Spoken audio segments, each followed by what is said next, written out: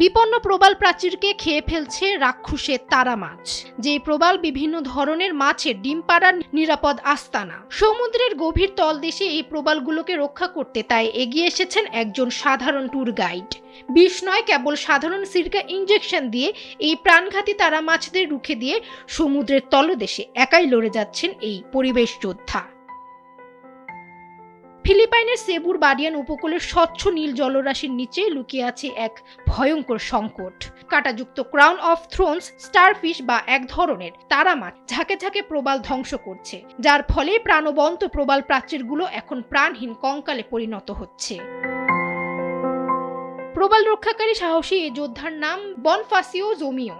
নারকেলের সিরকা বা vinegar injection দিয়ে অতিরিক্ত তারা মাছগুলো মেরে ফেলছে এই পরিবেশ যোদ্ধা। আমি আমাদের এলাকাকে সাহায্য করতে চাই। টাইফুন অতীতের আগে এখানকার প্রবাল প্রাচীরগুলো দেখতে খুব সুন্দর ছিল, কিন্তু এখন যেসব নতুন প্রবাল বড় হচ্ছে এই তারা মাছগুলো সেগুলো খেয়ে মেরে ফেলছে। এই বিপদ থামাতে আমি নারকেলের সিরকা বা ভিনেগার ইনজেকশন দেয়া শুরু করেছি। ভিডিও ফুটেজে দেখা যায় প্রবাল খেকো এই তারা মাছগুলো খুঁজে বের করে সেগুলোর শরীরে নারকেল ভিনেগার ইনজেকশন পুশ করছেন জোমিও। তবে এভাবে তারা মাছ মেরে ফেলা কতটুকু পরিবেশ বান্ধব, এ বিষয়ে জোমিও ব্যাখ্যা করেন যে রাসায়নিক সমাধানের বিপরীতে এই জৈব ভিনেগার ক্রাউন অফ থ্রোনস স্টারফিশের জন্য মরণঘাতী হলেও অন্যান্য সামুদ্রিক প্রাণীর জন্য সম্পূর্ণ ক্ষতিকর নয়। এর ফলে সমুদ্রের নাজুক বাস্তু সংস্থানও সুরক্ষিত থাকে।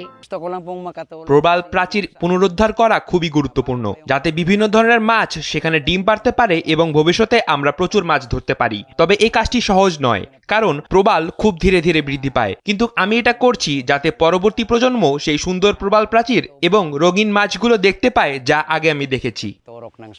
জোমিওর এই তৃণমূল পর্যায়ের প্রচেষ্টা ইন্টারনেটে ব্যাপক সাড়া ফেলেছে। সামাজিক যোগাযোগ মাধ্যমে দর্শকেরা তার এমন সরাসরি হস্তক্ষেপের প্রশংসা করছেন এবং একই সঙ্গে এই কাজকে বৃহত্তর প্রাতিষ্ঠানিক ও সরকারি সহযোগিতার দাবি জানাচ্ছেন। ফামিহা সুরাওয়ার্দী, সোমের আলো।